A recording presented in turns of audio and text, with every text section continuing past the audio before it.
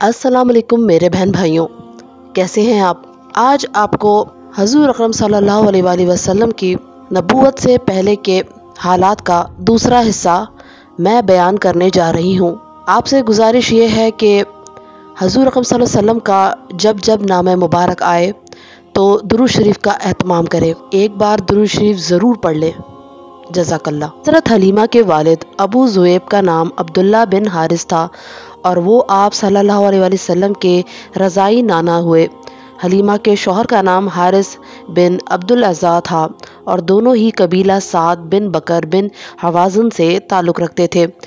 اس طرح حارث کے بچے بچیاں آپ کے رضائی بھائی بہن ہوئے، جن کے نام یہ ہیں: عبداللہ، انیسہ، جدامہ، ان کا لقب شیمہ تھا اور اسی سے وہ مشہور ہوئیں۔ وہ قدرے بڑی تھیں اور آپ کو گود کھلایا کرتی تھیں۔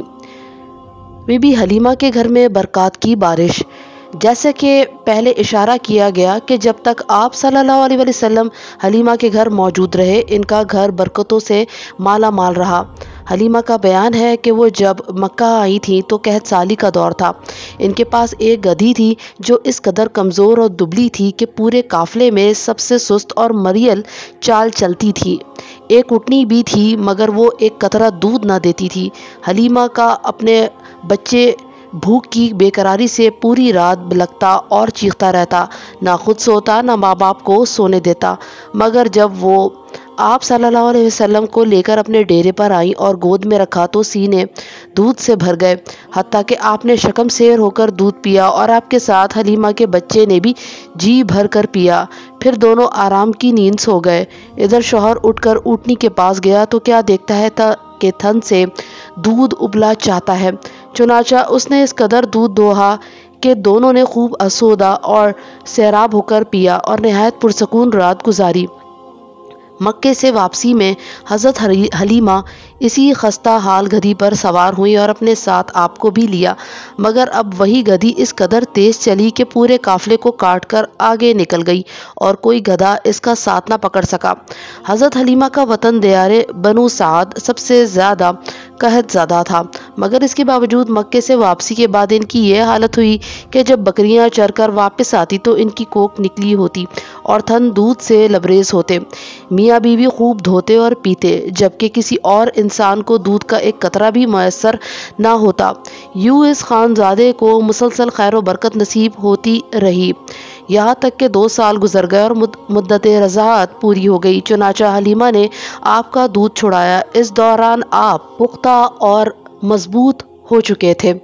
کچھ اور عرصہ حلیمہ کا دستور تھا کہ وہ آپ کو ہر 6 مہینے بعد مکہ لاتی، والدہ اور خاندان کے لوگوں سے ملاتی، پھر اپنے دیار بنو سعد واپس لے جاتی۔ جب مدت رضاعت پوری ہو گئی اور دودھ چھڑا کر آپ صلی اللہ علیہ وسلم کو آپ کی والدہ کے پاس لائیں تو اب تک جو خیر و برکت دیکھ چکی تھیں اس کے پیش نظر چاہتی تھیں کہ آپ کو انہی کے پاس رہنے دیا جائے۔ چنانچہ انہوں نے آپ کی والدہ سے کہا کہ کیوں نہ آپ بچے کو میرے پاس ہی رہنے دیں کہ وہ ذرا اور مضبوط ہو جائے، کیونکہ مکے کی وبا سے ڈر لگتا ہے۔ والدہ اس پر راضی ہو گئی اور حلیمہ آپ کو لے کر خوش خوش اپنے گھر واپس ہوئی اور آپ تقریباً مزید 2 برس تک وہی رہے۔ پھر آپ کے سینے مبارک چاک کیے جانے کا واقعہ پیش آیا، جس سے ڈر کر حلیمہ ان کے شوہر نے آپ کو آپ کی والدہ کے حوالے کر دیا۔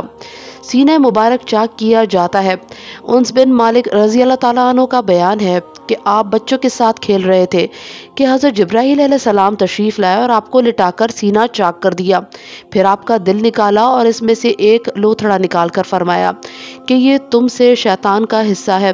پھر دل کو سونے کی طشت میں زمزم کے پانی سے دھو کر جوڑ دیا اور اسی جگہ پلٹا دیا۔ ادھر بچے دوڑ کر آپ کی ماں یعنی دایا کے پاس پہنچے اور کہنے لگے کہ محمد صلی اللہ علیہ وآلہ وسلم قتل کر دیا گیا۔ وہ لوگ جھٹ پہنچے تو دیکھا رنگ اترا ہوا تھا۔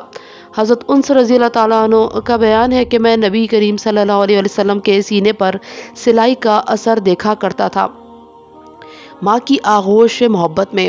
اس واقعے کے بعد آپ صلی اللہ علیہ وسلم کو مکہ پہنچا دیا گیا اور آپ نے اپنی ماں کے سایہ محبت میں اپنے خاندان کے اندر کوئی 2 برس گزارے، پھر والدہ، دادا اور ایمن کے ساتھ مدینہ کا سفر کیا، جہاں آپ کے والد کی قبر بھی تھی اور دادا کا ننیحال بھی۔ آپ مدینہ میں 1 ماہ رہ کر واپس ہوئے تو راستے میں آپ کی والدہ بیمار ہو گئیں اور ابوا پہنچ کر رحلت کر گئیں، وہیں انہیں بھی دفن کر دیا گیا۔ دادا کے سائے شفقت میں اب بوڑھے عبد المطلب آپ کو لے کر مکہ پہنچے۔ ان کے دل پر آپ کی اس نئی مصیبت کے احساس کا گہرا زخم تھا، چنانچہ آپ کے لیے ان کے دل میں ایسی رقت پیدا ہوئی کہ خود ان کے اپنے بیٹوں کے لیے ویسی رقت نہ تھی۔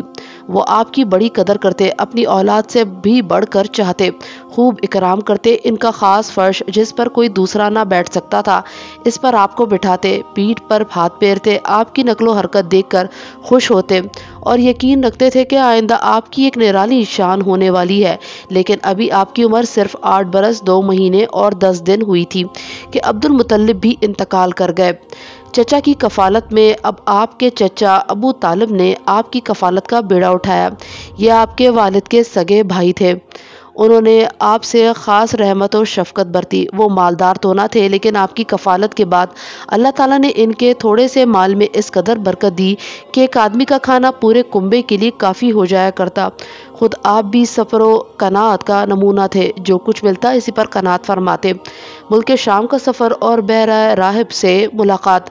جب آپ صلی اللہ علیہ وآلہ وسلم کی عمر 12 برس اور کہا جاتا ہے کہ مزید 2 مہینے 10 دن ہوئی تو ابو طالب نے تجارت کے لیے ملک شام جانے کا قصد کیا۔ آپ کو ان کی جدائی بہت گراں گزری، جس سے وہ بھی بہت متاثر ہوئے اور اپنے ساتھ لے لیا۔ جب قافلے نے ملک شام کی حدود میں پہنچ کر شہر بصرہ کے قریب پڑاؤ ڈالا تو بحیرہ نامی عیسائیوں کا ایک بڑا راہب اپنے گرجے سے نکل کر ان کے پاس آیا اور قافلے کے درمیان سے گزر کر نبی صلی اللہ علیہ وآلہ وسلم کے پاس پہنچا اور آپ کا ہاتھ پکڑ کر کہنے لگا، یہ دنیا کے سردار ہیں، پروردگار عالم کے رسول ہیں، اللہ انہیں رحمت عالم بنا کر بھیجے گا۔ لوگوں نے کہا، آپ کو یہ کیسے معلوم ہوا؟ اس نے کہا، تم لوگ جب گھاٹی سے ادھر ظاہر ہوئے تو کوئی پتھر یا درخت ایسا نہ بچا جو سجدہ کے لیے جھک نہ گیا ہو، اور یہ دونوں چیزیں نبی کے علاوہ کسی اور کو سجدہ نہیں کرتی۔ پھر میں انہیں مہر نبوت سے بھی پہچانتا ہوں، جو کندھے کے نیچے نرم ہڈی کے پاس سیب کی طرح کا ہے، اور ہم انہیں اپنی کتابوں میں بھی پاتے ہیں۔ پھر اس نے قافلے کی ضیافت کی اور ابو طالب سے کہا کہ ان کو واپس کر دیں، ملک شام نہ لے جائیں، کیونکہ یہود اور رومیوں سے خطرہ ہے۔ اس پر ابو طالب نے آپ کو مکہ بھیج دیا۔ جنگ فجار۔ جب آپ کی عمر 20 برس کی ہوئی تو ذی قعدہ کے مہینے میں عکاظ کے بازار میں ایک لڑائی پیش آئی، جس میں ایک طرف قریش اور کنانہ کے قبائل تھے اور دوسری طرف قیس اور غیلان کے قبائل۔ دونوں میں گھمسان کا رن پڑا اور فریقین کے کئی آدمی کھیت رہے، لیکن پھر انہوں نے صلح کر لی اور طے کیا کہ دونوں طرف کے مقتولین گنے جائیں، جدھر زیادہ ہو ادھر والے زائد مقتولین کا خون بہا لینے۔ اس کے بعد جنگ ختم ہو گئی اور باہمی شر و عداوت کو مٹا دیا گیا۔ اس جنگ میں آپ بھی تشریف فرما تھے اور اپنے چچاؤں کو تیر تھمایا کرتے تھے۔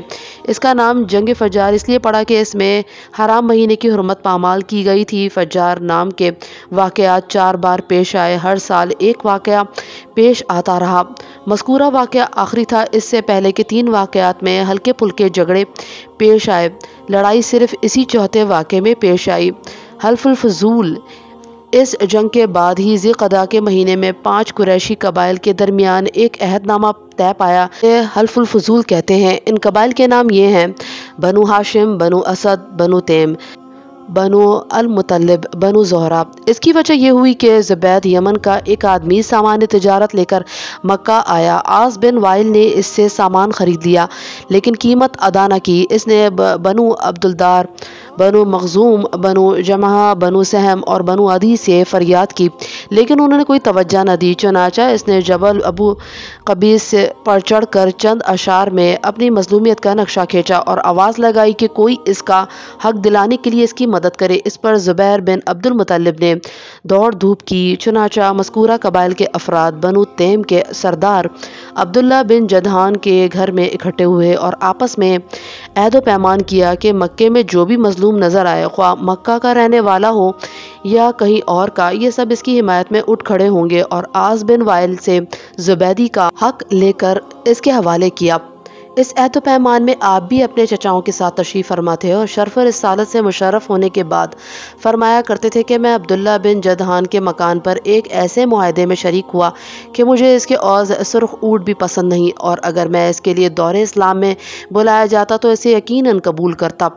عملی زندگی نبی کریم صلی اللہ علیہ وسلم یتیم پیدا ہوئے اور اپنے دادا پھر چچا کی کفالت میں پرورش پائی۔ والد سے وراثت میں جو کچھ ملا تھا اس سے کچھ ہونے والا نہ تھا، لہٰذا جو ہی آپ ہلکے پھلکے کام کرنے کے لائق ہوئے اپنے رضاعی بھائیوں کے ساتھ دیار بنی سعد میں بکریاں چرانے لگے۔ پھر جب مکہ آئے تو وہاں بھی چند قیرات کے عوض اہل مکہ کی بکریاں چرائی۔ قیرات ایک دینار کا 20واں یا 24واں حصہ ہوتا ہے، جس کی قیمت اس زمانے میں بمشکل 80-90 روپے ہو سکے گی۔ اوائل عمر میں بکری چرانا انبیاء کی سنت ہے۔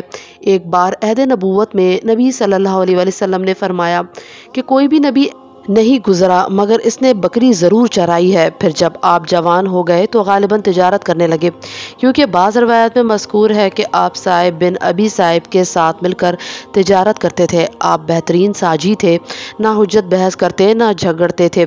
آپ معاملات میں حد درجہ امانت، سچائی اور پرہیز کے لیے مشہور تھے، اور زندگی کے سارے میدانوں میں آپ کا یہی وتیرہ تھا، چنانچہ آپ کا لقب ہی امین پڑ گیا تھا۔ ملک شام کا سفر اور حضرت خدیجہ رضی اللہ تعالیٰ عنہ کے مال کی تجارت۔ آپ کا یہی شہرہ سن کر حضرت خدیجہ رضی اللہ تعالیٰ عنہ نے آپ کو تجارت کے لیے اپنا مال کی پیشکش کی۔ وہ شرف اور مال دونوں لحاظ سے قریش کی سب سے معزز خاتون تھی اور لوگوں کچھ اجرت پر اپنا مال تجارت کے لیے دیا کرتی تھی۔ انہوں نے پیشکش کے ساتھ یہ بھی عرض کیا کہ وہ آپ کو سب سے اچھی اجرت دیں گی۔ آپ نے ان کے غلام مصر کے ساتھ ملک شام کا سفر کیا، وہاں خرید و فروخت کی خوب نفع ہوا اور اس قدر برکت ہوئی کہ پہلے کبھی نہ ہوئی تھی۔ پھر مکہ واپس آئے اور امانت ادا فرما دی۔ حضرت خدیجہ رضی اللہ تعالیٰ عنہ سے شادی۔ ادھر حضرت خدیجہ رضی اللہ تعالیٰ عنہ نے امانت اور برکت کا یہ حال دیکھا تو دم بخود رہ گئیں۔ پھر مصرا نے آپ کے شیریں شمائل، بلند اخلاق اور کہا جاتا ہے دھوپ میں 2 فرشتوں کے سائے کرنے کا حال بیان کیا تو حضرت خدیجہ رضی اللہ تعالیٰ عنہ نے محسوس کیا کہ ان کا گوہر مراد انہیں مل گیا ہے، چنانچہ انہوں نے آپ کے پاس اپنی ایک سہیلی کو بھیج کر شادی کی خواہش کا اظہار کیا۔ آپ نے تجویز پسند کی اور چچاؤں سے گفتگو کی۔ انہوں نے حضرت خدیجہ رضی اللہ تعالیٰ عنہ کے چچا عمرو بن اسد کو پیغام بھیجا۔ بات طے ہو گئی اور بنو ہاشم اور سردار ان قریش کی ایک مجلس میں 20 اونٹ اور کہا جاتا ہے 6 اونٹ مہر پر نکاح ہو گیا۔ خطبہ نکاح ابو طالب نے دیا، جس میں اللہ کی حمد و ثنا کی، پھر آپ کے فضل و شرف کا ذکر کیا، اس کے بعد ایجاب و قبول کے کلمات کہے اور مہر بیان کیا۔ یہ ملک شام سے واپسی کے 2 مہینے اور چند دن کے بعد کی بات ہے۔ اس وقت آپ صلی اللہ علیہ وسلم کی عمر 25 سال تھی اور حضرت خدیجہ رضی اللہ تعالیٰ عنہ کی عمر مشہور قول کے مطابق 40 سال تھی۔ ایک قول یہ بھی ہے کہ 28 سال تھی، کچھ اور اقوال بھی ہیں۔ حضرت خدیجہ کی شادی پہلے عتیق بن عائز مخزومی سے ہوئی، مگر وہ انتقال کر گیا تو ابو حالہ تیمی سے ہوئی، اور اس سے ایک بچہ بھی پیدا ہوا، مگر پھر ابو حالہ بھی انتقال کر گیا۔ اس کے بعد بڑے بڑے سرداران قریش نے شادی کرنی چاہی، مگر حضرت خدیجہ رضی اللہ تعالیٰ عنہ راضی نہ ہوئیں، یہاں تک کہ اللہ تعالیٰ نے ان کو آپ کے شرف زوجیت سے نوازا اور ایسی سعادت عطا فرمائی کہ پہلوں اور پچھلوں سب کے لیے باعث رشک ٹھہری۔ نبی کریم صلی اللہ علیہ وسلم کے حضرت خدیجہ رضی اللہ تعالیٰ عنہ سے اور اولاد۔ حضرت خدیجہ رضی اللہ تعالیٰ عنہ نبی علیہ السلام کی پہلی بیوی تھیں۔ ان کے جیتے جی آپ نے کسی اور سے شادی نہ کی۔ آپ کی تمام اولاد بھی انہی سے تھی، صرف ابراہیم ماریہ قبطیہ رضی اللہ تعالیٰ عنہ سے تھے۔ ان کی اولاد کے نام یہ ہیں: پہلے قاسم، پھر زینب، پھر رقیہ، پھر کلثوم، پھر فاطمہ، پھر عبداللہ۔ کچھ لوگوں نے تعداد اور ترتیب دونوں اس سے مختلف بتائی ہے۔ آپ صلی اللہ علیہ وسلم کے تمام لڑکے بچپن ہی میں انتقال کر گئے، البتہ تمام بچیوں نے عہد نبوت کو پایا، اسلام لے آئیں اور ہجرت بھی کی، اور سب کی سب آپ کی زندگی میں انتقال بھی کر گئیں۔ صرف حضرت فاطمہ رضی اللہ تعالیٰ عنہ آپ کے بعد 6 مہینے زندہ رہیں۔ بیت اللہ کی تعمیر اور حجر اسود کے جھگڑے کا فیصلہ۔ آپ کی عمر کا 35واں سال تھا کہ ایک زوردار سیلاب آیا جس نے خانہ کعبہ کی دیواریں پھٹ گئیں۔ یہ دیواریں ایک بار کعبہ میں آگ لگ جانے کی وجہ سے پہلے ہی کمزور ہو چکی تھیں۔ اب قریش مجبور ہوئے کہ اثر نو تعمیر کریں۔ اس موقع پر انہوں نے فیصلہ کیا کہ اس تعمیر میں صرف حلال مال ہی خرچ کریں گے، چنانچہ رنڈی کی اجرت سود کی دولت اور کسی کا ناحق لیا ہوا مال اس میں استعمال نہیں کریں گے۔ انہیں خانہ کعبہ گراتے ہوئے بھی ڈر لگ رہا تھا کہ کہیں اللہ کا عذاب نہ ٹوٹ پڑے۔ بالآخر ولید بن مغیرہ نے یہ کہہ کر ڈھانا شروع کیا کہ اللہ مصلحین کو ہلاک نہیں کرتا۔ جب لوگوں نے دیکھا کہ اسے کچھ نہیں ہوا تو انہوں نے بھی ڈھانا شروع کر دیا اور حضرت ابراہیم علیہ السلام والی بنیاد تک گرا ڈالی۔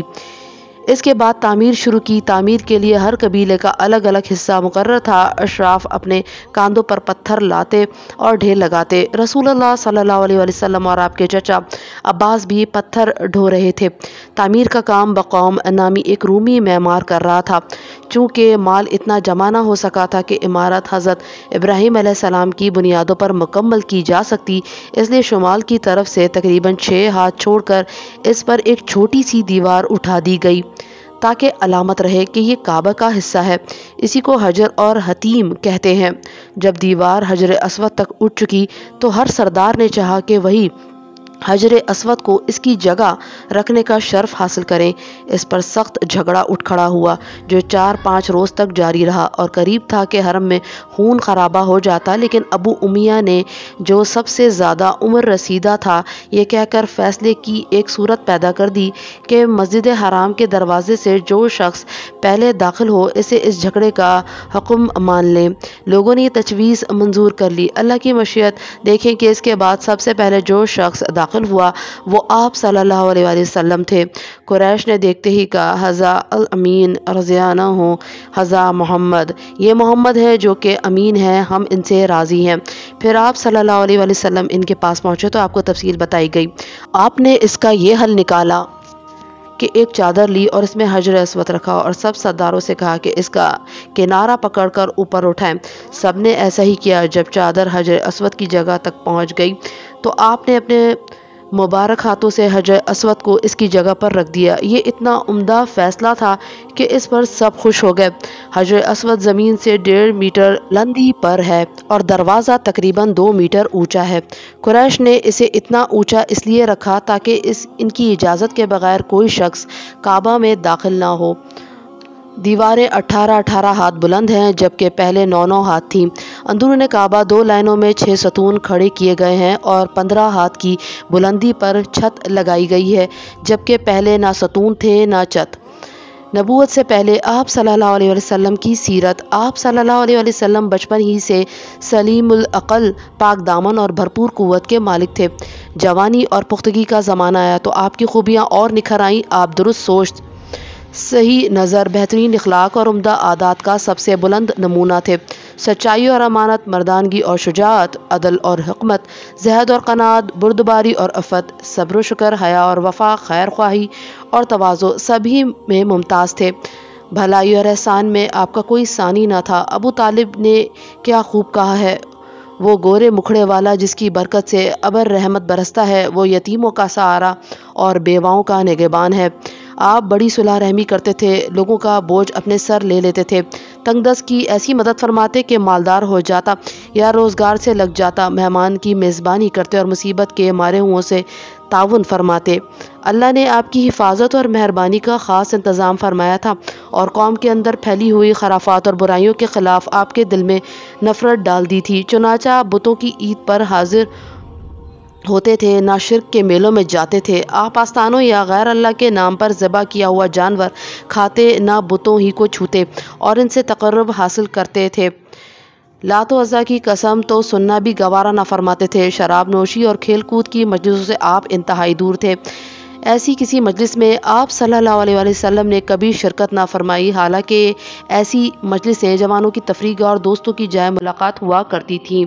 صلی اللہ علیہ وآلہ وسلم۔